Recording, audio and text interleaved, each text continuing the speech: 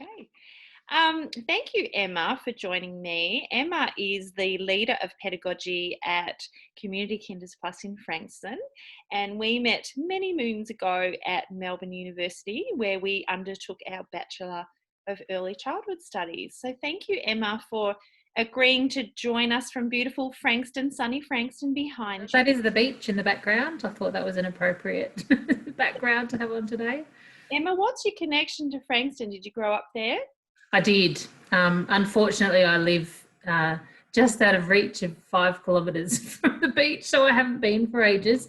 So I guess that, and actually above my head is my son. Oh, better. Yeah, so I was born in Frankston Hospital, and taught there for a little while before moving to England for 15 years, and it's nice to come back. And it was probably the beach that I missed the most. So I feel like I have a little affiliation with Frankston, but also the beautiful beach along the peninsula.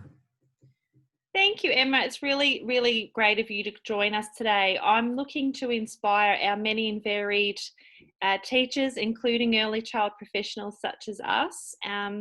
My reason for reaching out to interview teachers that I know is a form of encouragement. Everyone knows I don't have to labour the point how challenging 2020 has been, but I'd like to start a conversation or join in with others who are on the same path, is to talk about the joy of teaching. There's been a lot of pressure and challenge in teaching, as with every industry, but I'd love to try and steer that conversation back to the joy of the career, the vocation that we chose for ourselves. And when I was thinking of the people around me who I'm very fortunate to have around me as a beautiful support network, both professionally and personally, you were one of the first people I thought of. So. Oh, well, that's kind. Hopefully I can be a little bit inspirational. Thank you. So when I'm thinking about teachers, I'm thinking about any teachers, whether it's children, teachers teaching children, other adults. Certainly in this year, teaching's become one of those very diverse careers that's pivoting in all sorts of directions. So I have a couple of questions for you. So I might hit you with the first one. So Okay. Thank you. The first one being, what got you on your path to teaching, Emma? I always wanted to be a teacher, either that or a secretary at a medical centre.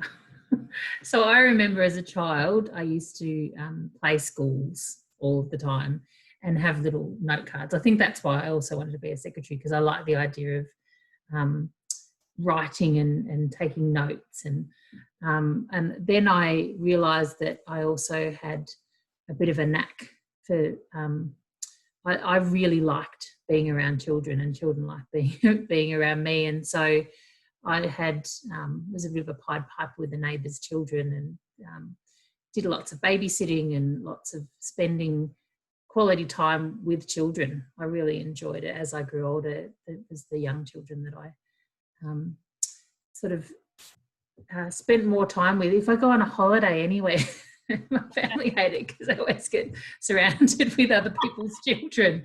And I don't mind it. It's quite lovely. And I think it's because of the awe and wonder that always surrounds children, that often disappears, and certainly it has disappeared in 2020 with adults. So I think it's that genuine connection with children that started me on that career, and got into Melbourne University and haven't looked back. What I didn't realise was the opportunities that doing that degree would afford me, and the very many experiences that I've had since then. So I'm not teaching at the moment. I'm managing teachers, but there's still plenty of children that I can go and spend time with. But it's about teaching. Having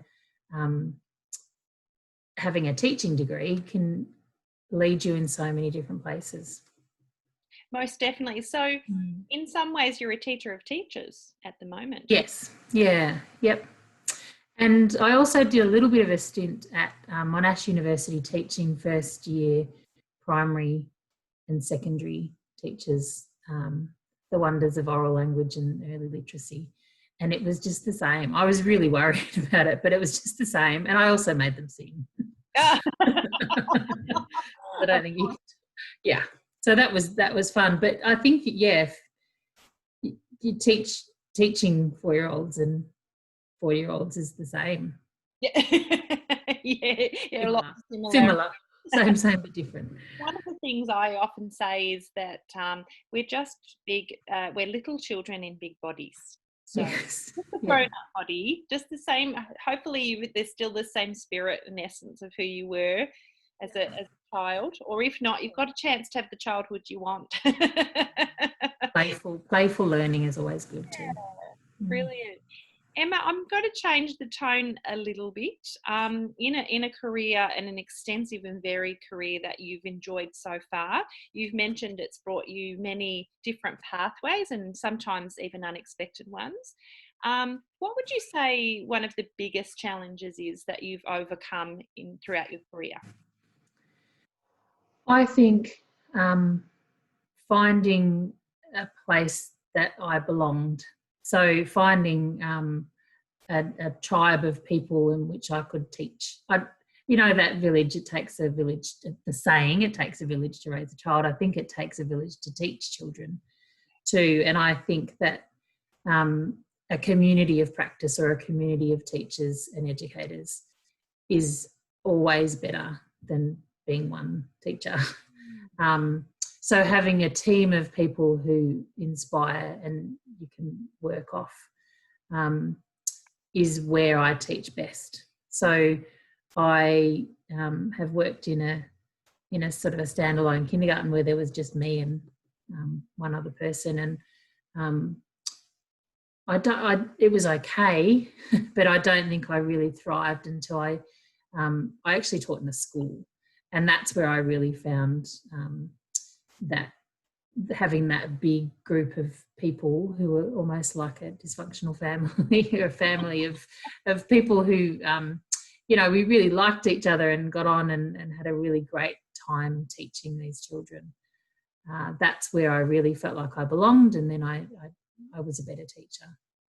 And I think I love CKP for that reason, is that we are 20 kindergartens. I think there's 130 of us. So it's a big team of people who are all working towards the same goal, which is to develop children and to help them reach outcomes. So if you don't mind, if we just go back to the challenge, part of it was, would I be right in saying that a small kindergarten, it was perhaps the isolation? And I think isolation and not having people to ask questions and reflect, because that's a huge part of teaching, is having that time to reflect at the end of the day, and I know that there's some teachers who really love that, just a small group, but it wasn't for me. I like to have a lot of people around and a lot of opportunities. That's where I find that I'm challenged and pushed outside my comfort zone, which I think is good. So yes, I would say that the biggest challenge for me was not feeling that I belonged in a smaller, isolated spot. It's something that a lot of teachers do experience, but may not necessarily realise that the isolation is what's difficult. I think would you agree that sometimes as teachers we can forget that we're one person and maybe have too high expectations sometimes of ourselves? Plus, if you're not sure who to talk to or there aren't people to talk to, it can feel very lonely. Yeah, I think so. And I think the other thing that happens is that if you keep doing things the same way, there's a bit of a danger in that, of everybody falling down board. But also, you need someone to challenge thinking sometimes. And the more people you've got around you to do that, critical friends are great. And I'm thinking about remote and rural teachers, and I'm not you know, I'm sure that it's about finding ways of doing that. And perhaps COVID is, I'm all for finding silver linings on this COVID cloud. Perhaps this has helped because we're all isolated all the time. You know, we haven't got a choice but to be isolated. Yeah. So we've had to find other ways of connecting. And so those people who have always felt a little bit isolated, hopefully they'll now find that they're a bit more connected.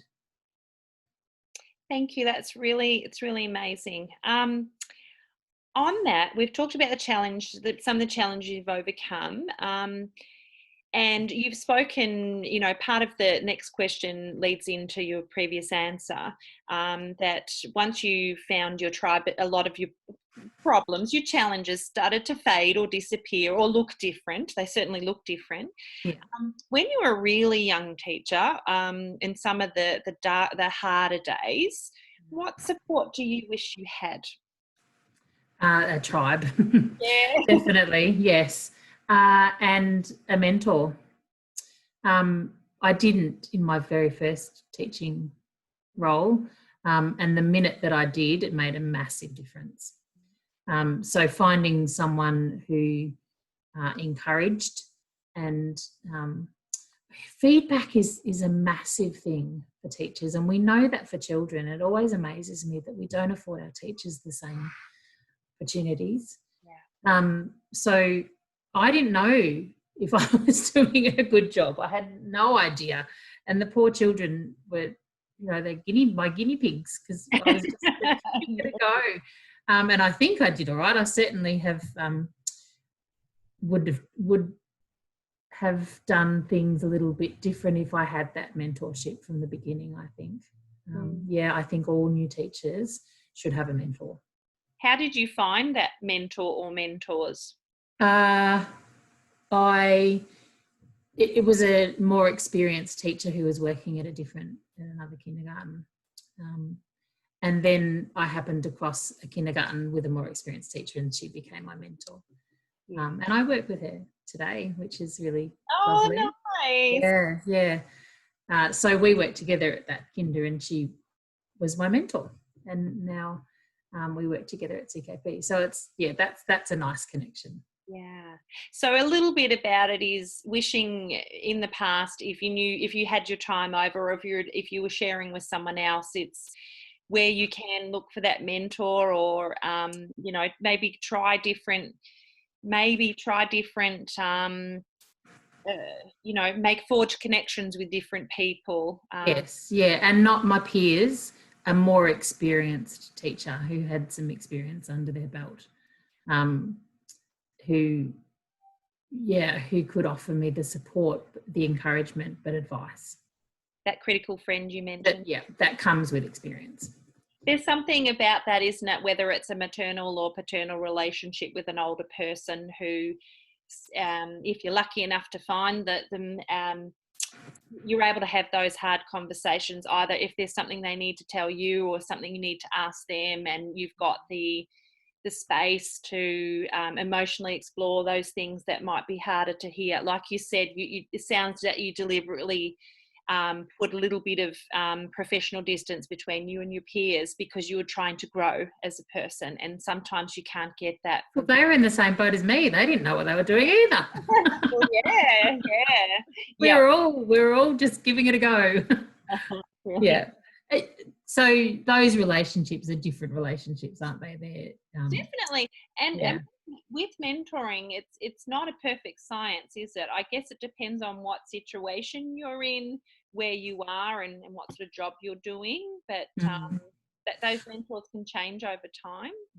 Definitely. And I can very clearly talk, you know, have those mentors who have had a massive impact on my career over the time. I've also had a couple of coaches who are even more critical, and I don't mean critical in the negative sense. I mean that they really push you outside of you. So that's something you explored for personal development? No, professional coaches in a number of different settings, and that was also really useful tool later on in my career. Wonderful. Thank you. Just 2 more questions. We'll Yep. change it up a little bit again, and we'll look at, can you share with us one of your best or funniest, most memorable teacher related stories? Yeah. There's so many of them, but I was thinking Don't surprise me. and there's some certain situations that happen now with teachers will ring up and they say, well, we'll never guess what happened, and I'll be able to say, well, actually that happened to me too, because it's difficult. But I used to teach children who had significant language difficulties and disorders, and associated behavioural difficulties. Some of them had autism and other associated language disorders and behaviours. And we had one little boy who I'd taught for 3 years, and he could only ever use one syllable. And he used to swear a lot. So if ever he got cross with people, he used to call them a bit, because that was like the ch sound at the end of that word was really hard for him to say. But one day he put a describing word on the front of the word bit that was 3 syllables, and I'll leave to your imagination what that describing word was. But we had the biggest celebration that day because he put 3 syllables and it was a sentence. So yes, that was one thing that popped to mind, was remembering always to celebrate the small accomplishments, or accomplishments for all, whether they're small or big. It sounds like that sticks out, well, for lots of reasons, as you identified, but it's life, isn't it? It's just a reality of the job that we do. Sometimes it's something so small but so significant, and it becomes really personal, but in the best and most positive way. Yeah. I love it. It was a great kid. You mentioned at the start that you spent several years in the UK, and did you work in the school system there? Yeah, I did. I worked at a school in East London and taught in what was called the language provision class. So that's why I taught 10 children who were always in the early years. So they were aged between 4 and 6, 7 sometimes. And so worked really closely with a number of specialists and therapists supporting those children, and also managed the early part of that school. So children in the UK start school when they're 3, and then they're there in that early part of school when they're 4 and 5. So you have had actually quite a significant chapter in the UK. Did you say it was 15 years? Yeah. Yeah. How did you find the change back to Australia? Was it an adjustment for you? Yeah. Yes. Yeah. I think personally it was an adjustment for me. I brought my partner and my 3-year-old son, and he'd been at school because he was 3, so that was a challenge. And what had become, I missed my family in Australia, but I also then missed the family that I had, my UK family. So yeah, it was a big adjustment. And the teaching and learning and the pedagogy is just so different. So finding my space here, I talked a little bit about belonging and finding your tribe. It took me a while to do that here. Yeah, for sure. Do you keep in touch with any of your UK friends, colleagues? Well, 15 years is a big chunk of your life. One of my mentors messaged me this morning, actually. She's retired now, and she's just had her first granddaughter. So I've got, very close relationships with all of them. And they're all, COVID is having a different effect on people at different times. So they're coming into their second wave. Well, they're right slap bang in the middle of it, actually. More challenges. It's interesting that the potential for dialogue for teachers across the world. You're one of the few people that I'm talking. I'm also talking with colleagues I worked with in Belgium. I'm also talking with people in the UK, and in the States as well. So I look forward to seeing what their experiences are, what's the same, what's different, what we teach each other. I tuned into, I've never watched so many webinars in all of my life as I have in the last couple of months, but there was one, I think it was the University of Wollongong, who were interviewing someone in Canada and then someone in, I think it was Norway. It was the Norwegian Prime Minister, wasn't it, that addressed the children of the nation when all of this started. I think sure it was. Yeah. Yeah. And it's fascinating. It's really interesting to see how different societies and communities have approached this. I certainly feel that when part of my pedagogy is tied into Reggio Emilia inspired, and I love thinking about those very famous words, nothing without joy. So whatever joy means to you, it doesn't have to be the big sweeping gestures, does it? The joy in adults who have, when you mention we think Norwegian Prime Minister or whoever it was that approached those children, it's thinking about it, what we can learn from each other. So watching each other in terms of how we address our children, how we view our children, and how we view our teachers. Yeah. I'm glad you mentioned that. It's worth celebrating. I'm going to go do a bit more digging and find out. You might want to just check. I'm being pretty impressed with it. Well, more than impressed. I'd love to go back and revisit. Emma, I really appreciate your time. I've got one final question for you and all our joyful teachers out there. Mm-hmm. Do you have any advice that you would like to impart, maybe on the proviso, thinking about our current situation, and many of our teachers are drained, exhausted, and like never before. I wonder if you've got any great words of wisdom, of encouragement to remind them how valuable they actually are. Yeah, I think that feeling when you walk into the classroom and you think, well, the children are here, but I've got to do this, and I've got to get a year's worth of assessment done in 3 weeks, and I've got to write their transition statements, and that parent, there's a message on the answering machine for a parent, and there's this, and I've got to go and visit the school, and there's 100 things happening. But actually what you need to do is just be mindful and spend time with the children. And I mean really engaged, and don't get distracted by all the other stuff, and enjoy it, because if you do that, if you're really truly mindful, then you will enjoy it more, and you'll find that sense of awe and wonder. And my other thought is to try and leave your judgment at the door, and try and put yourself in other people's shoes. And I do think that that's something that's come with experience. It's something that I reflect on all the time, and I'm still changing my practice based on conversations that I have with parents and children, because we never know what's going on in their lives. So if we can be kind to ourselves and to others, I think that's probably the best bit of advice. Be kind to the children, to the parents, and to ourselves. Yeah.